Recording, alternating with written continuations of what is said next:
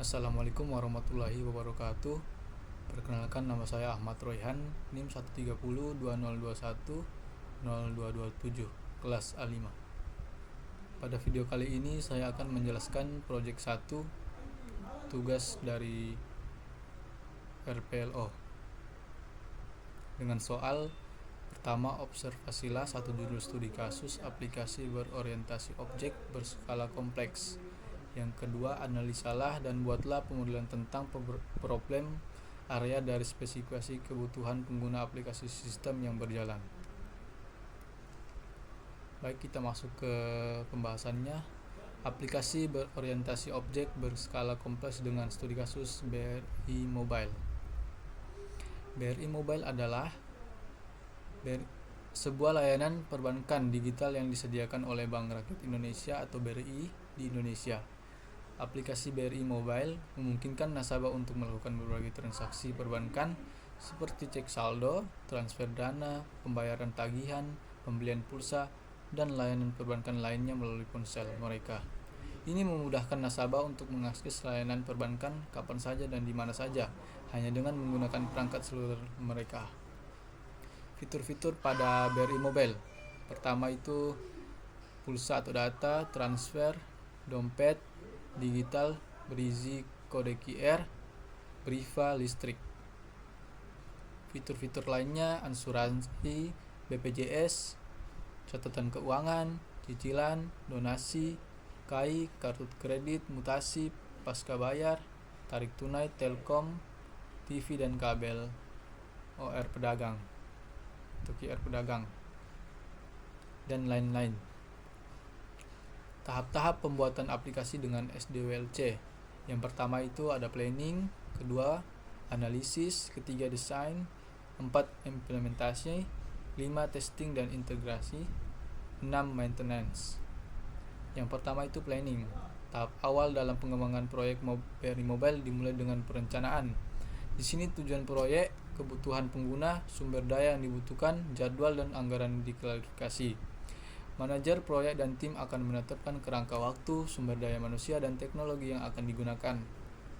Yang kedua, analisis.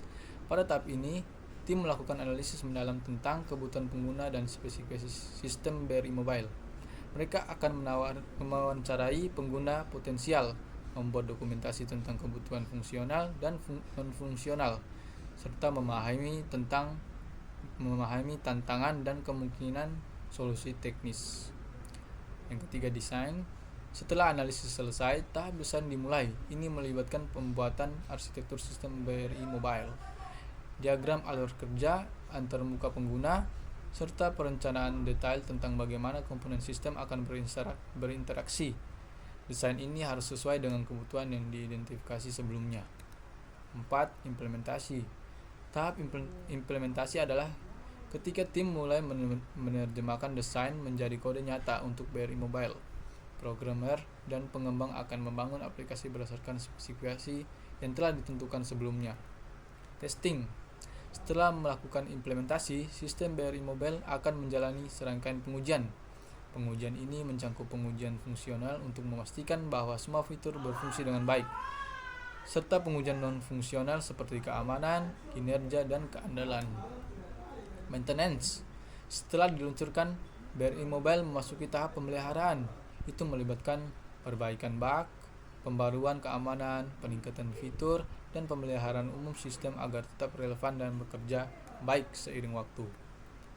Analisa dan buatlah pemodelan tentang problem area dari spesifikasi kebutuhan pengguna aplikasi sistem yang berjalan. Kebutuhan fungsional. Pertama, autentikasi pengguna. Sistem harus memilih mekanisme yang aman untuk mendaftar, masuk, dan mengelola informasi pengguna BRI Mobile. Kedua, pencarian dan tampilan informasi. Kemampuan untuk mencari dan menampilkan informasi terkait layanan BRI Mobile, seperti lokasi terdekat, jadwal kegiatan, atau informasi kontak. Ketiga, pemesanan atau reservasi layanan.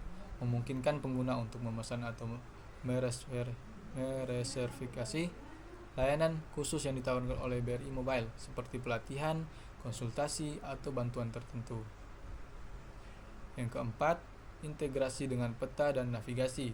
menggunakan layanan peta dan navigasi untuk membantu pengguna menemukan lokasi atau rute terbaik ke layanan bayar mobile. Kebutuhan non-fungsional. Pertama itu keamanan. Sistem harus aman, melindungi data pengguna, dan menerapkan standar keamanan yang kuat untuk melindungi informasi sensitif. Yang kedua, kinerja. Aplikasi harus responsif dan cepat dalam merespon permintaan pengguna dengan waktu muat yang singkat dan ketersediaan yang tinggi. Ketiga, skalabilitas. Sistem harus dapat berkembang sejalan dengan pertumbuhan pengguna, baik dari segi jumlah pengguna maupun fitur yang ditawarkan. Keempat, keterlindungan. BRI Mobile harus mudah digunakan dan diakses oleh pengguna dari berbagai perangkat, termasuk smartphone dan tablet, dengan antarmuka yang intuitif dan user-friendly. Kelima, ketersediaan. Sistem harus tersedia secara konsisten dan dapat diakses oleh pengguna pada berbagai waktu, kecuali untuk memelihara dan direncanakan. Keenam, ketersediaan dukungan teknis dan layanan pelanggan yang memadai untuk membantu pengguna dalam penggunaan aplikasi, termasuk khusus bantuan, FAQ, atau dukungan langsung.